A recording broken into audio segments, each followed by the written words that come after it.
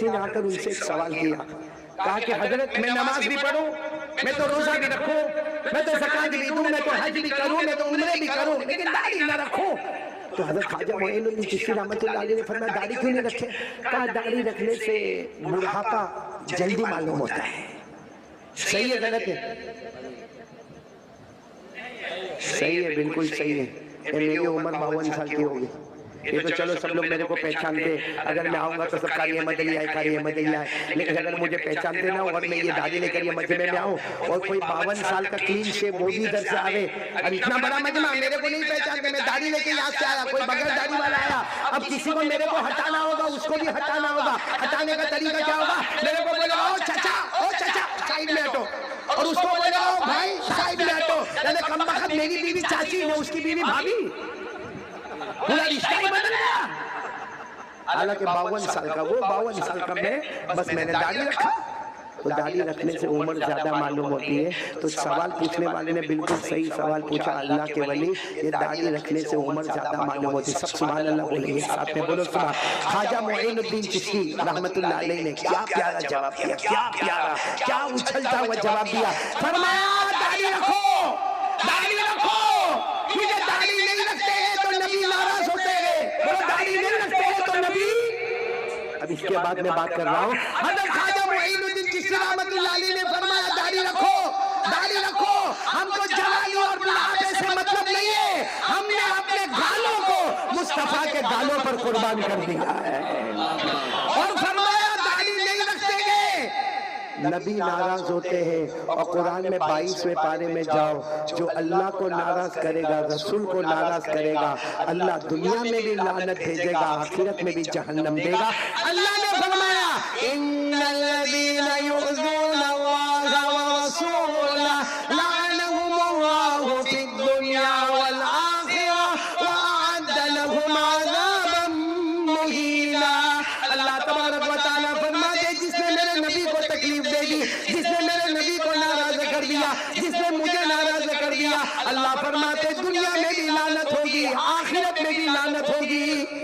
तो मेरे प्यारों, आज से कौन कौन बिल्कुल पक्के तैयार है? बोलो मुस्तफा का दामन। मेरी आवाज नहीं आ रही, बोलो मुस्तफा का दामन नहीं छोड़ेंगे। आज अजीब मामला है मौलाना, जो हमारे नबी ने करने को कहा वो नहीं करना, जो नहीं करने को कहा वो करना। भाई हमारे आका सल्लल्लाहु अलैहि वसल्लम ने फरमाया जहाँ शादी का मामला हो, बिल्कुल सादगी के साथ शादी होना चाहिए, शादी में फुजूल खर्ची नहीं होना चाहिए, शादी में लंबे लंबे मंडप नहीं लगने चाहिए, शादी में ढोल बाजे नाचना गाना नहीं होना चाहिए, शादी में जहेज एक बहुत बड़ी लानत है। जहाँ हमारे नबी ने रोका वो काम हम लोग, अरे बोलो, और जिस काम से हमारे नबी ने रोका वो कर रहे हैं, और जो करने को कहा वो करने को तैयार नहीं। अभी मैं हमारे वालिद मरहूम का भाई इंतकाल हो गया, दुआ करो अल्लाह मेरे वालिद की मग़फ़िरत फरमावे। अभी ये जो हमारे दिल खैराबादी है, जो बातें कही ना, जो पहला मिसरा आपने कहा ना कि देवबंदी से क्या मतलब, बरेलवी से क्या मतलब, अहले हदीस से क्या मतलब, भाई हम तो एक ही से मतलब रखते हैं और वो है हमारे मुस्तफ़ा मोहम्मद रसूलुल्लाह सल्लल्लाहु अलैहि वसल्लम। क्योंकि मैं ये बात क्यों बार बार दोहराता हूँ मालूम, इसलिए दोहराता हूँ कि मुझे कितनी मरतबा पूछने में आया, कितनी मरतबा मुझे पूछने में आया, मौलाना आप सुनिए, आप देवबंदी है, आप बरेलवी है। मैंने जवाब दिया मैं मुसलमान हूँ। और क्यों ये जवाब दिया?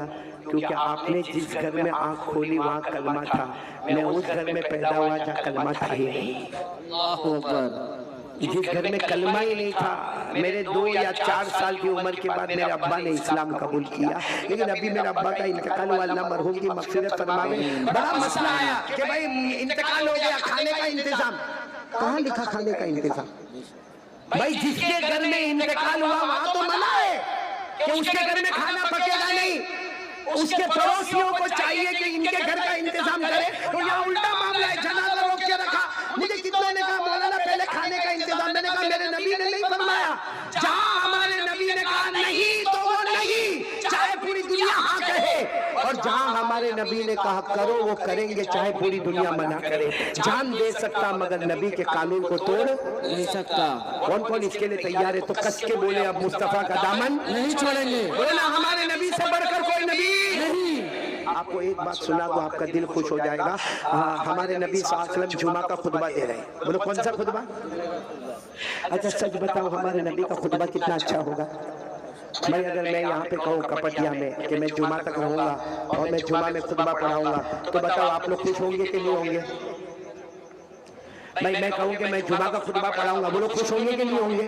ہوتا ہے کہ میں بیان کر رہے ہیں خطبہ بھی پڑھائیے، بولو ہوتا ہے کہ کئی جگہ پر ہم خطبہ پڑھانے جاتے دعا کریں کہ کپٹیا میں بھی آئیں گے انشاءاللہ، بولو کسی دن اور خطبہ پڑھائیے انشاءاللہ. لیکن آپ کو میں بتاؤں کوئی باہر سے قاری صاحب آ رہے ان کا خطبہ بہت اچھا ہوتا. اچھا اگر حرم شریف سے کوئی قاری صاحب آ جائے، اوہ اللہ اکبر، پورے لاکھوں کا مجمع جمع ہو جائے، تو جب حرم شریف کے امام کا خطبہ اتنا اچھا ہوتا تو سرکار دو عالم صلی اللہ علیہ وسلم کا خطبہ کیسا پیارا ہوگا.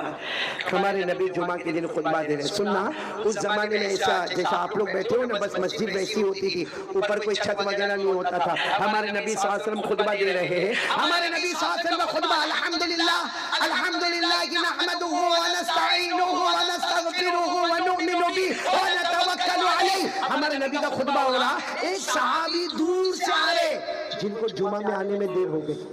اچھا وہ صحابی کا نام بھی سن کے آپ کو تعجب ہوگا، حضرت عبداللہ ابن مسعود. بولو کون؟ حضرت عبداللہ ابن. اچھا اتنے بڑے صحابی کو جمعہ میں کیوں دیر ہو گئی؟ وہ خود فرماتے میرے پاس کپڑوں کا انتظام نہیں تھا، کپڑے کا انتظام ہو گیا تو میں جمعہ پڑھنے کے واسطے آ گیا. اچھا حضرت عبداللہ ابن مسعود دور سے آئے، سارے صحابہ بیٹھے ہیں. اچھا اس زمانے میں ایسا ہوتا صحابہ بیٹھے ہیں، پیچھے ان کے اونٹ کھڑے ہوتے، وہاں ان کے جوتے چپل ہوتے. حضرت عبداللہ ابن مسعود وہاں سے آ رہے.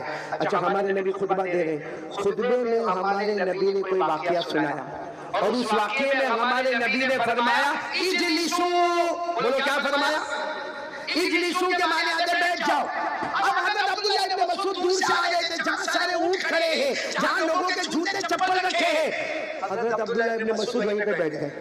ارے بولو مجمع ادھر اور بولو حضرت عبداللہ ابن مسعود پیچھے پارکنگ میں جہاں اونٹ ہے، جہاں چپلیں رکھی ہوئی ہے. تو ہمارے نبی صلی اللہ علیہ وسلم نے خطبے کے درمیان دیکھا کہ سارا مجمع ادھر بیٹھا، حضرت عبداللہ ابن مسعود ادھر پیچھے بیٹھے. ہمارے نبی نے خطبے میں فرمایا ما بالک یا ابن ام عبد. ہمارے نبی نے فرمایا عبداللہ ابن مسعود وہاں کیوں بیٹھے ہو؟ ارے سارا مجمع جمعہ میں ادھر بیٹھا ہے، تم وہاں کیوں بیٹھے ہو؟ تو وہاں سے حضرت عبداللہ ابن مسعود نے فرمایا آپ نے تو فرمایا بیٹھ جاؤ، آپ نے تو فرمایا بیٹھ جاؤ.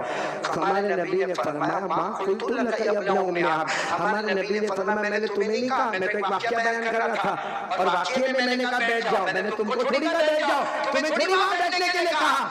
حضرت عبداللہ ابن مسعود نے وہیں سے فرمایا میرے پیارے نبی مجھے نہیں معلوم آپ نے مجھے کہا یا نہیں کہا، لیکن نبی کی آواز امتی کے کان میں آئے، نبی کی آواز امتی کے کان میں آئے بیٹھ جاؤ. میں بیٹھ گیا، نہ بیٹھا ہوتا آگے قدم بڑھاتا، اللہ میرے وہ قدم کو جہنم تک پہنچا دیتا. اچھا اتنا عبداللہ ابن مسعود نے فرمایا.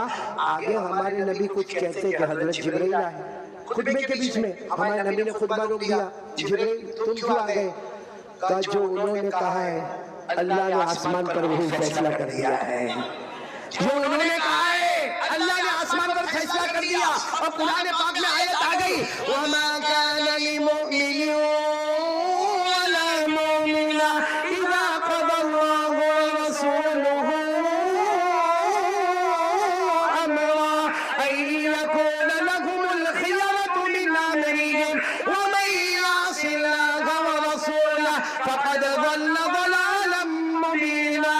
اللہ تبارک و تعالیٰ فرماتے کوئی کلمے والا مرد ہوگا یا کوئی کلمے والی عورت ہوگی، اللہ رسول کا حکم آ جائے، ان کی مرضی آگے اپنی مرضی، بولو اپنی مرضی، اللہ رسول کی مرضی اپنی مرضی.